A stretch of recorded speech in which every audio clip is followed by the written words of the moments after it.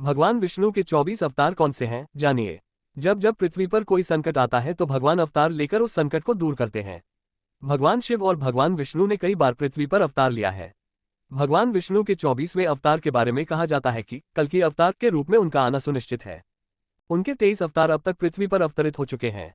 इन 24 अवतार में से 10 अवतार विष्णु जी के मुख्य अवतार माने जाते हैं। ये हैं मत्स्य अवतार, कूर्म अवतार, वराह अवतार, नरसिंह अवतार, वामन अवतार, परशुराम अवतार, राम अवतार, कृष्ण अवतार, बुद्ध अवतार, कल्कि अवतार। आइए जाने विस्तार से।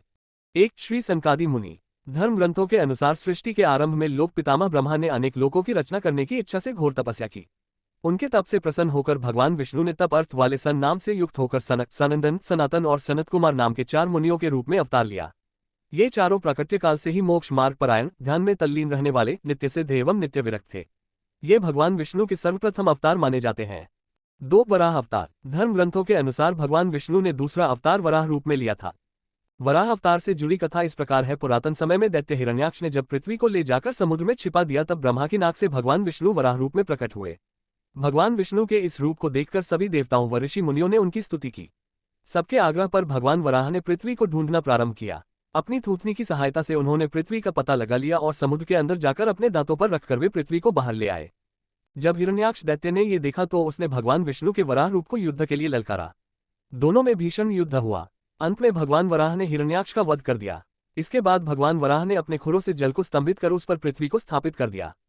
3 नारद अवतार। धर्म ग्रंथों के अनुसार देवर्षि नारद भी भगवान विष्णु के ही अवतार हैं। शास्त्रों के अनुसार नारद मुनि ब्रह्मा के 7 मानस पुत्रों में से एक हैं। उन्होंने कठिन तपस्या से देवर्षि पद प्राप्त किया है। वे भगवान विष्णु के अनन्य भक्तों में से एक माने जाते हैं। देवर्षि नारद धर्म के प्रचार तथा लोक कल्याण के लिए हमेशा प्रयत्नशील रहते हैं। शास्त्रों में देवर्षि नारद को भगवान का मन भी कहा गया है।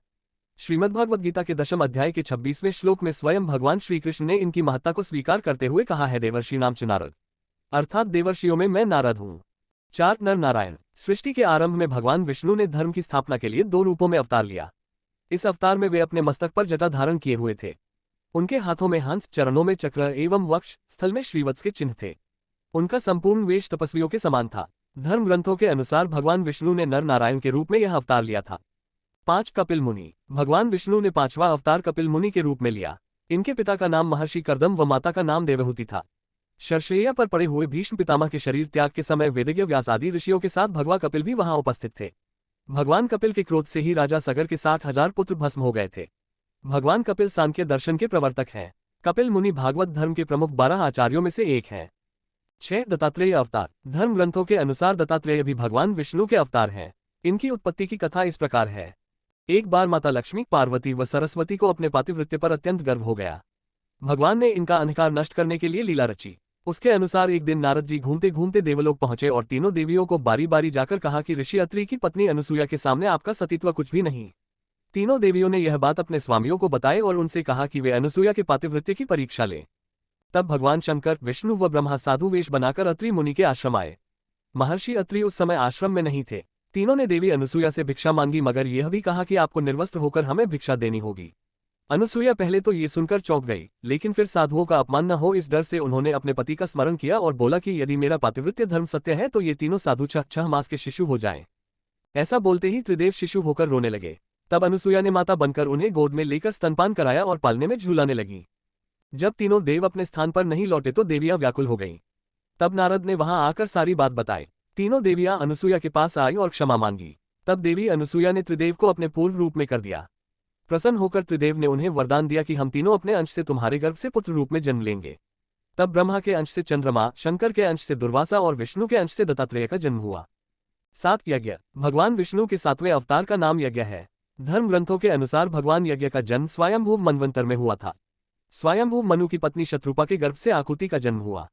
वे रुचि प्रजापति की पत्नी हुई। इन्हीं आकुति के यहाँ भगवान विष्णु यज्ञ नाम से अवतरित हुए। भगवान यज्ञ के उनकी धर्मपत्नी दक्षिणा से अत्यंत तेजस्वी 12 पुत्र उत्पन्न हुए।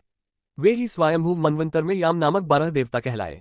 8 भगवान ऋषभदेव। भगवान विष्णु ने ऋषभदेव के रूप में 8वां अवतार लिया। धर्म ग्रंथों के अनुसार महाराज नाभि की कोई संतान नहीं थी। इस कारण उन्होंने अपनी धर्मपत्नी मेरुदेवी के साथ पुत्र की कामना से यज्ञ किया। यज्ञ से प्रसन्न होकर भगवान विष्णु स्वयं प्रकट हुए और उन्होंने महाराज नाभि को वरदान दिया कि मैं ही तुम्हारे यहाँ पुत्र रूप में जन्म लूंगा। वरदान स्वरूप कुछ समय बाद भगवान विष्णु महाराज नाभि के यहाँ पुत्र रूप में जन्मे। पुत्र के अत्यंत सुंदर सुगठित शरीर, कीर्ति, तेल, बल, ऐश्वर्य, यश, पराक्रम और शूरवीरता आदि गुणों को देखकर महाराज नाभि ने उसका नाम ऋषभ श्रेष्ठ रखा। 9 आदिराज पृथु। भगवान विष्णु के एक अवतार का नाम आदिराज पृथु है। धर्म ग्रंथों के अनुसार स्वयंभू मनु के वंश में अंग नामक प्रजापति का विवाह मृत्यु की मानसिक पुत्री सुनीता के साथ हुआ। उनके यहाँ वेन नामक पुत्र हुआ। उसने भगवान को मानने से इनकार कर दिया और स्वयं की पूजा करने के लिए कहा। तब महर्षियों ने मंत्रपूत कुशों से उसका वध कर दिया। तब महर्षियों ने पुत्रहीन राजा वेन की भुजाओं का मंथन किया, जिससे पृथु नाम पुत्र उत्पन्न हुआ। पृथु के दाहिने हाथ में चक्र और चरणों में कमल का चिन्ह देखकर ऋषियों ने बताया कि पृथु के वेश में स्वयं श्रीहरि का अंश अवतरित हुआ है। 10 मत्स्य अवतार। पुराणों के अनुसार भगवान विष्णु ने सृष्टि को प्रलय से बचाने के लिए मत्स्य अवतार लिया था। इसकी कथा इस प्रकार है। कृतयुग के आदि में राजा सत्यव्रत हुए। राजा सत्यव्रत एक दिन नदी में स्नान कर जलांजलि दे रहे थे। अचानक उनकी अंजलि में एक छोटी सी मछली आई। उन्होंने देखा तो सोचा वापस सागर में डाल दूं, लेकिन उस मछली ने बोला आप मुझे सागर में मत डालिए, अन्यथा बड़ी मछलियां मुझे खा जाएंगी। तब राजा सत्यव्रत ने मछली को अपने कमंडल में रख लिया। मछली और बड़ी हो गई तो राजा ने उसे अपने सरोवर में रखा। तब देखते ही देखते मछली और बड़ी हो गई। राजा को समझ आ गया कि यह कोई साधारण जीव नहीं है। राजा ने मछली से वास्तविक स्वरूप में आने की प्रार्थना की। राजा की प्रार्थना सुन साक्षात चारभुजाधारी भगवान विष्णु प्रकट हो गए और उन्होंने कहा कि ये मेरा मत्स्यावतार है। भगवान ने सत्यव्रत से कहा, सुनो राजा सत्यव्रत, आज से 7 दिन बाद प्रलय होगी। तब मेरी प्रेरणा से एक विशाल नाव तुम्हारे पास आएगी। तुम सप्त ऋषियों, औषधियों, बीजों व प्राणियों के सूक्ष्म शरीर को लेकर उसमें बैठ जाना। जब तुम्हारी नाव डगमगाने लगेगी तब मैं मत्स्य के रूप में तुम्हारे पास आऊंगा। उस समय तुम वासुकी नाग के द्वारा उस नाव को मेरे सींग से बांध देना। उस समय प्रश्न पूछने पर मैं तुम्हें उत्तर दूंगा, जिससे मेरी महिमा जो परब्रह्म नाम से विख्यात है तुम्हारे हृदय में प्रकट हो जाएगी। तब समय आने पर मत्स्य रूपधारी भगवान विष्णु ने राजा सत्यव्रत को तत्वज्ञान का उपदेश दिया, जो मत्स्य पुराण नाम से प्रसिद्ध है। 11 कूर्म अवतार। धर्म ग्रंथों के अनुसार भगवान विष्णु ने कूर्म कछुए का अवतार लेकर समुद्र मंथन में सहायता की थी। भगवान विष्णु के कूर्म अवतार को कच्छप अवतार भी कहते हैं। इसकी कथा इस प्रकार है। एक बार महर्षि दुर्वासा ने देवताओं के राजा इंद्र को श्राप देकर श्रीहीन कर दिया। इंद्र जब भगवान विष्णु के पास गए तो उन्होंने समुद्र मंथन करने के लिए कहा। तब इंद्र भगवान विष्णु के कहे अनुसार दैत्यों व देवताओं के साथ मिलकर समुद्र मंथन करने के लिए तैयार हो गए। समुद्र मंथन करने के लिए मंदराचल पर्वत को मथानी एवं नागराज वासुकी को नेति बनाया गया। देवताओं और दैत्यों ने अपना मतभेद भुलाकर मंदराचल को उखाड़ा और उसे समुद्र की ओर ले चले, लेकिन वे उसे अधिक दूर तक नहीं ले जा सके। तब भगवान विष्णु ने मंदराचल को समुद्र तट पर रख दिया। देवता और दैत्यों ने मंदराचल को समुद्र में डालकर नागराज वासुकी को नेति बनाया, किंतु मंदराचल के नीचे कोई आधार नहीं होने के कारण वह समुद्र में डूबने लगा। ये देखकर भगवान विष्णु विशाल कूर्म कछुए का रूप धारण कर समुद्र में मंदराचल के आधार बन गए। भगवान कूर्म की विशाल पीठ पर मंदराचल तेजी से घूमने लगा और इस प्रकार समुद्र मंथन संपन्न हुआ। 12 भगवान धन्वंतरी। धर्म ग्रंथों के अनुसार जब देवताओं व दैत्यों ने मिलकर समुद्र मंथन किया तो उसमें से सबसे पहले भयंकर विष निकला, जिसे भगवान शिव ने पी लिया। इसके बाद समुद्र मंथन से उच्चैश्रवा घोड़ा, देवी लक्ष्मी, ऐरावत हाथी, कल्पवृक्ष, अप्सराएं और भी बहुत से रत्न निकले। सबसे अंत में भगवान धन्वंतरी अमृत कलश लेकर प्रकट हुए। यही धन्वंतरी भगवान विष्णु के अवतार माने गए हैं। इन्हें औषधियों का स्वामी भी माना गया है। 13 मोहिनी अवतार। धर्म ग्रंथों के अनुसार समुद्र मंथन के दौरान सबसे अंत में धन्वंतरी अमृत कलश लेकर निकले। जैसे ही अमृत मिला अनुशासन भंग हुआ। देवताओं ने कहा हम ले लें, दैत्यों ने कहा हम ले लें।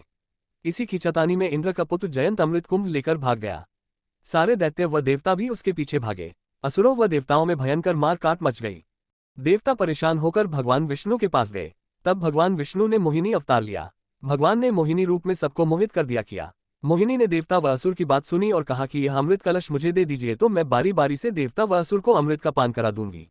दोनों मान गए। देवता एक तरफ तथा असुर दूसरी तरफ बैठ गए। फिर मोहिनी रूप धरे भगवान विष्णु ने मधुर गान गाते हुए तथा नृत्य करते हुए देवता व असुरों को अमृत पान कराना प्रारंभ किया।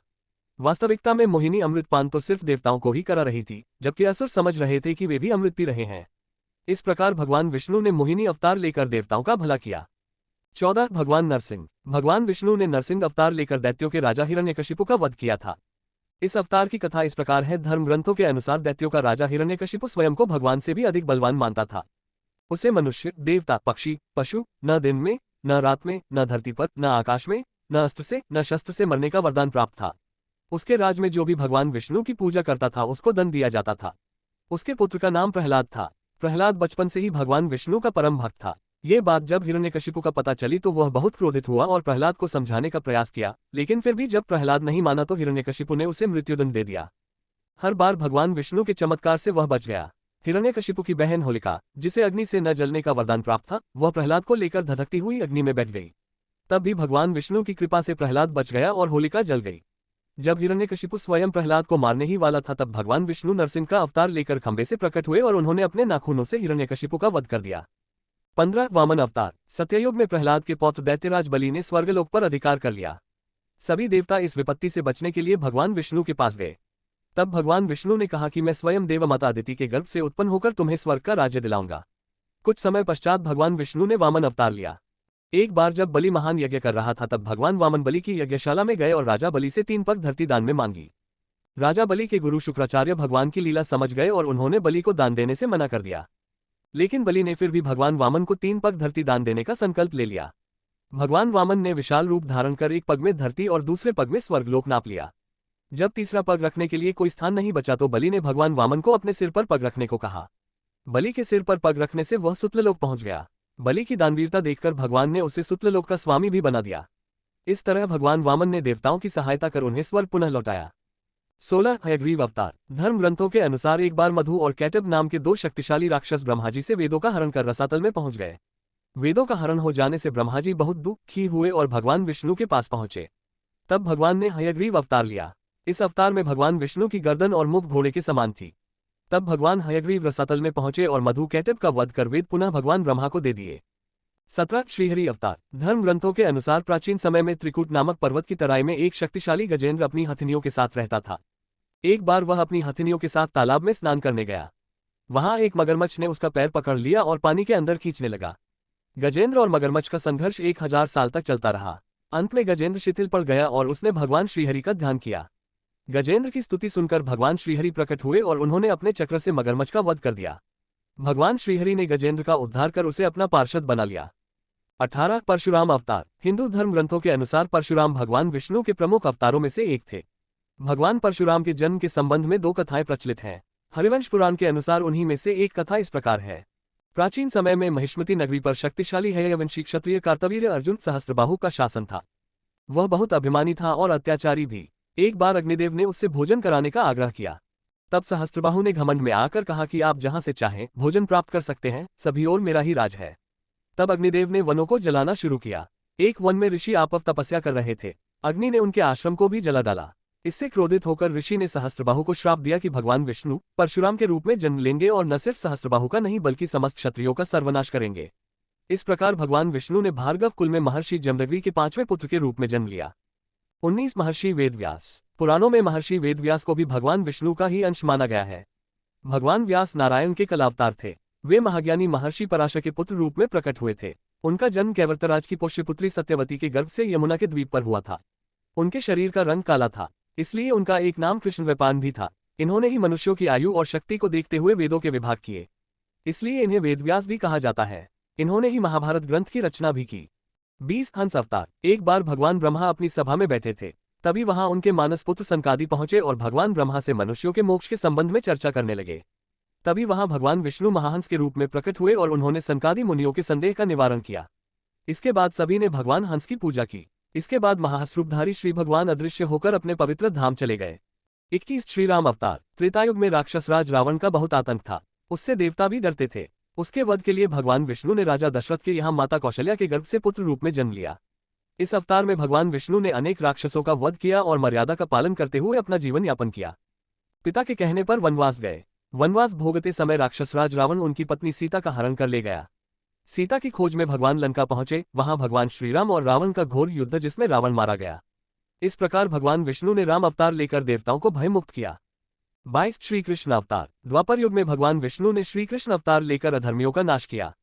भगवान श्री कृष्ण का जन्म कारागार में हुआ था। इनके पिता का नाम वसुदेव और माता का नाम देवकी था। भगवान श्री कृष्ण ने इस अवतार में अनेक चमत्कार किए और दुष्टों का सर्वनाश किया। कंस का वध भी भगवान श्री कृष्ण ने ही किया।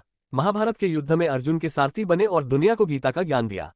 धर्मराज युधिष्ठिर को राजा बनाकर धर्म की स्थापना की। भगवान विष्णु का ये अवतार सभी अवतारों में सबसे श्रेष्ठ माना जाता है। 23 बुद्ध अवतार। धर्म ग्रंथों के अनुसार बौद्ध धर्म के प्रवर्तक गौतम बुद्ध भी भगवान विष्णु के ही अवतार थे, परंतु पुराणों में वर्णित भगवान बुद्धदेव का जन्म गया के समीप किकेट में हुआ बताया गया है और उनके पिता का नाम अजन बताया गया है। ये प्रसंग पुराण वर्णित बुद्धावतार का ही है। एक समय दैत्यों की शक्ति बहुत बढ़ गई, देवता भी उनके भय से भागने लगे। राज्य की कामना से दैत्यों ने देवराज इंद्र से पूछा कि हमारा साम्राज्य स्थिर रहे, इसका उपाय क्या है। तब इंद्र ने शुद्ध भाव से बताया कि सुस्थिर शासन के लिए यज्ञ एवं वेदविहित आचरण आवश्यक है।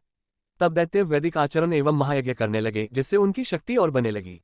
तब सभी देवता भगवान विष्णु के पास गए। तब भगवान विष्णु ने देवताओं के हित के लिए बुद्ध का रूप धारण किया। उनके हाथ में माजनी थी और वे मार्ग को बुहारते हुए चलते थे। इस प्रकार भगवान बुद्ध दैत्यों के पास पहुंचे और उन्हें उपदेश दिया कि यज्ञ करना पाप है। यज्ञ से जीव हिंसा होती है। यज्ञ की अग्नि से कितने ही प्राणी भस्म हो जाते हैं।